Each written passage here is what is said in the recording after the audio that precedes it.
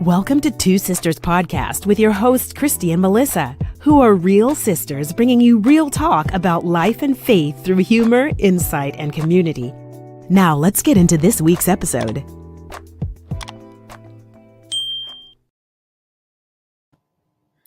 Hey, everyone. Oh, look at her starting it off. It is Kristy and Melissa. And welcome to Two Sisters Podcast. As Melissa said. Podcast. Today, on this episode, we'll be talking about burnout. Ask yourself, are you tired? Are things getting on your nerves? Do you dread getting up and going to work? Are you dread coming home? Dreading Mondays. To whoever is at home? Could it be you burned out? Could it be you Could burned it out? be? Could it be? And you might be burned out and could it be? could it be that you are maybe burned out in more than one areas, right? Like when people talk about burnout, they talk about it mostly when it's job related, right? So we can start there. Like, if you have a remote job, if you're blessed to have a remote job, but then you still dreading clocking in to work or going to that meeting, I feel like it could be deeper, right? It's not just that you're necessarily tired of work or you've been doing it for wherever, 10 years, 5 years, 2 years. Look, we won't talk about we would definitely not talk about me and my work history. Thank God I got a job. First of all, well, employment, income. Right. But, you know, I had a thought, like I hear people and I listen a lot. I like to listen a lot. And I feel like it might be a case of you're not really doing what you want to. You're not really doing what you want to do or passionate about. Some people throw that purpose word out there. I'm not going to go that deep. I'll leave it up to Melissa. But simply put, if you are just dreading or you're burnt out from doing whatever activity that you're engaging in, could it be because you're not passionate about that? You don't like it. Like, let's just be real simplistic. Like, let's go elementary with it. You don't like it. So what is driving you, or who says you have to do it? You know what I mean? Like, can you find something that you like to do and make money doing it? Is that possible? Especially if Is it possible? Everything to the song. Is it possible? And excuse her while she getting her little video activity on the side over here. Is it possible to do something that you like and bring in income from it? Especially if you're like, I feel like if you're over like 30. Yeah. If you're over 30, I feel like you could do it. Like, you know what I mean? Like you have a skill by the age of 30. And if that's customer service, you can be a virtual customer service assistant, owning your own little side hustle, or a virtual assistant, I think is the better term, you know, to contract yourself out to do that. If that's what you really like, but you don't necessarily like the environment that you're working in now that brings you income. You know, whatever that is. If you're a construction worker and you tired of being out there in that hot sun or that cold weather on the top of that building, putting these bricks together or wiring this building up or putting this wallpaper up or painting this wall or, you know, whatever that is for you, like to the point where I'm seeing like, and it's not, you know, just 30-year-olds and 40-year-olds and 50-year-olds, like, you know, there's much talk about midlife crisis, right? And you expect it in that age group, unfortunately, to be like, oh, I need a young thing and I need a fast car. Well, whatever. Right. I need Stella got her groove back in Jamaica. Like whatever that version is for you. Somebody help me with this one little help me with this one. You see me? I can't help me, man. Oh, right here. Yes, girl. Pull it over to the other side. Just throw it over to the other side because it ain't working. My goodness. one braid. But now I got a one braid. Listen, these braids, okay, work in progress. But whatever that version is, like you're used to somebody having like a midlife crisis and acting out crisis and acting out in whatever way, right? Whether that be a woman or a man. Mm-hmm. But this is even happening, like, I guess more expectedly in like 60 plus, right? And they about to retire. But it's like, it's so many like serious decisions that they have to make, because if they're 62 and they decided that they're going to retire at 65, it would be smart for them to stay 3 more years till they could really be free, right? Yeah. But then another way to look at it is you don't know if you have 3 more years. So should you do what you want to do at 62? Yep. And just go for it? I've decided. Or what? Like, tell us what you think. What do you think? This burnout thing has been really coming across my desk. Like, it's really been, appearing in some way, shape, or form in my life in these different age groups that, I interact with. And I'm just like, wow, this burnout question is serious. So that's like, let me pause there, Melissa. Well, for me, I've decided, and I've had this discussion with you. Oh, what? I just don't. The tones. No, but you already know. I already said what I said. I said what I said. What you gonna say, guys? What I'm gonna say is, I've decided that I'm gonna live my life literally, like today, like, and and of course, still prepare or whatever. She'll be banging the pen, the tablet. I'm over here trying to tell her to stop, girl. She's shaking the camera. But yeah, I've decided I don't want to wait till I'm 65 to retire. Like, yeah, I don't. I really would love to enjoy my life. I want to enjoy myself. I want to enjoy who I'm with. Now, not 20 years from now. I want to enjoy my life now and every day until I'm not here. And I want to enjoy. Think about that. Yeah, I don't either.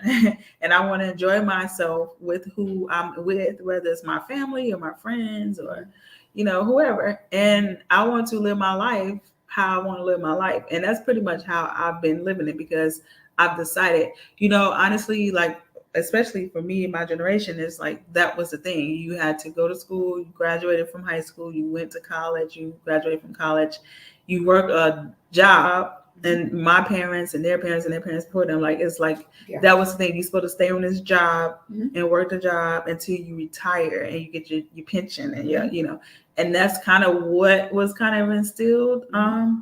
At the same time, we were also told we should do what we want to do for our lives. Like, it was never about being boxed in, but it definitely was about go to school though too.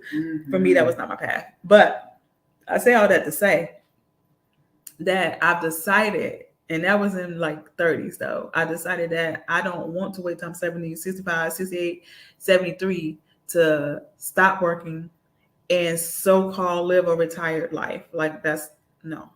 And I'm not saying that I'm living a retired life now, but what I am saying is I'm enjoying myself and I'm enjoying my life, and I'm going to make it so that other people enjoy theirs too. Like, if God give me the opportunity to bless other people where I can do things for them and expose them, exposure really do something to people.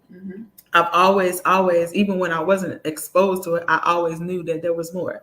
And so for me, I wanted to go get that more, or go see, So for other people, sometimes they need to be exposed to more and difference and different cultures and all of that, ethnicities, just to know that there's more out there, different people out there, and you can enjoy yourself. You can, not have to stay stuck or stay in a burnout state. Yeah, you don't have to be there. You don't have to stay there, period. And it's, to me, it's all a decision. So so I enjoy helping other people. I enjoy blessing other people to actually understand what that is. And I feel like once they have been exposed to different things that they didn't know, it helps your soul to crave for more. And it's like an unrest until you can do it, or until you get to it, or until you obtain that. And that's what people need.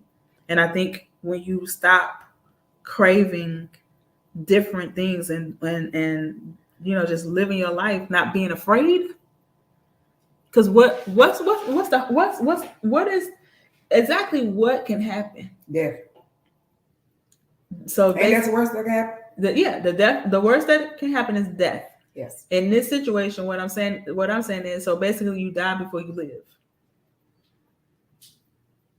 What's the worst you can happen if you don't pursue what you really want? The burnout. If you just stay and not try to, you'll live probably. Mm-hmm. You'll live miserably. a longer life, but then you'll have regrets. What? Regret. You'll have regrets at the end. Yeah, because honestly, and I've been in the healthcare industry for a long time, and I can guarantee you that I've not ever been by a bedside where the person that's about to leave this earth is asking for money. They're not asking for their watch. They're not asking for their diamonds. They're not asking for their Rolls. They're not asking for their Mercedes. They're not asking for a trip to Maldives. They're not asking for none of that. Okay. What they asking about? Tell us now. What's the answer to life? What's the answer to life, man? It's not the answer to life, but when you see that up close, when you see doing deathbed confessions, when what they say, when you see people literally taking their last breath, it's like they're not asking for none of that. What they want is they want the loved ones there. And I've seen where people didn't have people at the end of their life, like they took their last breath. You know what I mean? Like I see it, and who am I to them? And I will not want that for myself or for my loved ones at all. You know what I'm saying? So they're not asking for materialistic things. They're not asking for, what they desire. And it is a conversation of, I wish I would have had more time. I wish I would have done this. I wish I would have just told my son I loved him. I wish, it is about that whole regret thing at the end of their life. And what I'm saying, or my point to your topic today about burnout is that, and we all experience it. Especially, I feel like I was explaining in the previous episode, I don't know if it was the first one or whatever, but like this COVID pandemic have changed a lot of people's routine. It's different now, and people don't adapt well. And the stress of trying to, especially when you're a parent, the stress of trying to work at home, your children, I don't know, I'm trying to figure out where the camera is. Where is the finger countdown? Right. They're trying to figure out.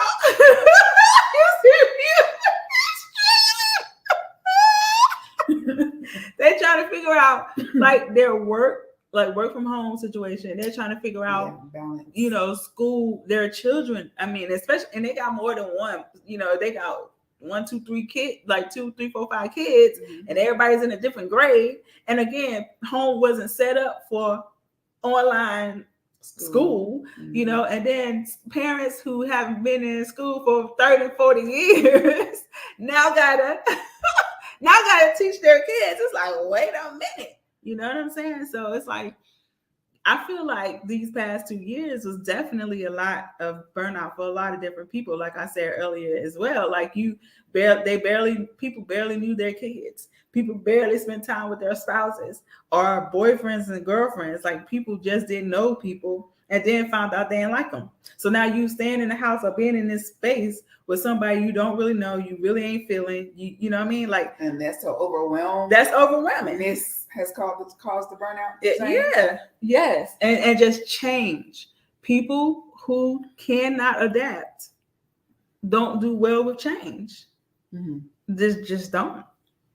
And that is kind of a problem because life is ever changing. Yeah. Period. So you got to learn to adapt. And it doesn't mean that if you are not wanting to go into work, You know, you don't have to, thank you. You don't have to leave your job. You know what I mean? You can maybe, if you are going to a physical office, maybe campaign, okay, get your case right and say, hey, I would like to work on home. I would like to work remote 2 days a week. I would like to not come in the office on Mondays. Fridays. Not come into the office on Fridays. Can I do a 10-hour day? Can I have flex time where I can work as long as, more project-based? If I can do these particular tasks by the week's end, I can make my own hours.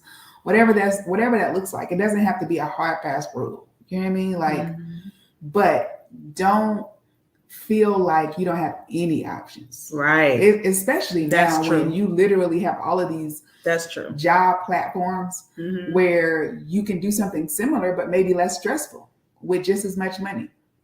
Right? Yeah. So for me, that was, I was in education for a while and I used those same skills and I moved over to the medical field, right? Still using those same skill set, but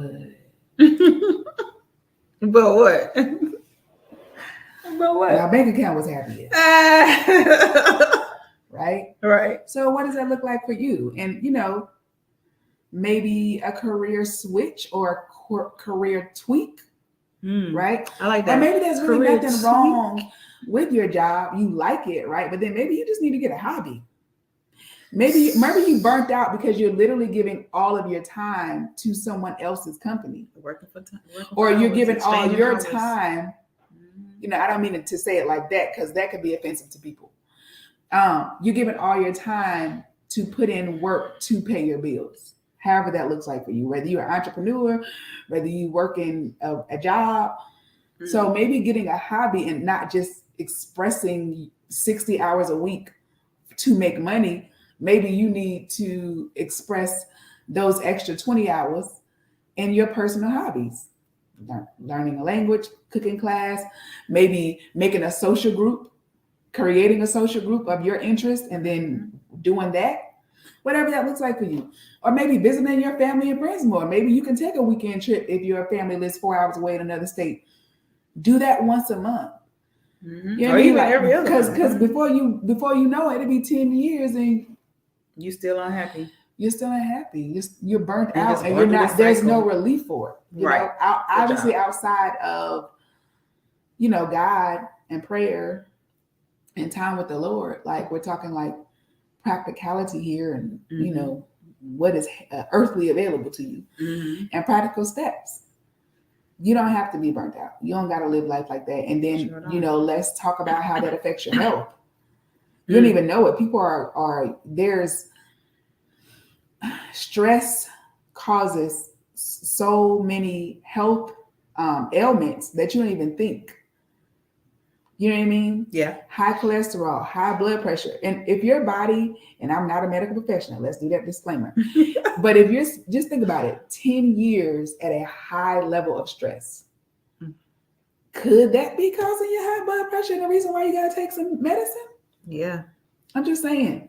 You know what I mean? Like, let's look at this real, like you get one body and your body's been working hard, pumping that heart, getting that blood to all of it where it needs to go, inhaling oxygen, right? Like making sure your major organs is functioning and you walking and talking and driving. All of this is going on. Like you only get one body. So if you're constantly putting it under stress to pay bills, that's okay because we gotta live somewhere. Yeah, we gotta eat. Bills. We need shelter. We like for it to be nice shelter. Right. Mm-hmm. We like to drive nice things, and that's cool. But like, don't let that majority of you paying your bills overload your body on stress, affect your health, affect your emotional health. Like if you can do something about it, do something about it, and it could be small steps. It doesn't have to be huge. I'm not telling you to leave your job. No, that's not what you're telling them to do. No, I'm not. I'm just saying you might need to tweak the job that you're at. Mm-hmm. Maybe even, we're always trying to hustle. Girl. We're always trying to hustle, but maybe you need to lessen your hours. Can you go part-time? Or, sometimes 32 hours is still full-time. Let's talk about 36. It was 32. It was 32. They done went to 36 now. Girl, I don't know. Somewhere between 32 and 36 is considered full-time. So maybe instead of working 40 hours, you can work that 36 or that 32, and that might give you a relief. Definitely. A day, that's 4 days. Yeah. So there's options. Don't just think it's just one.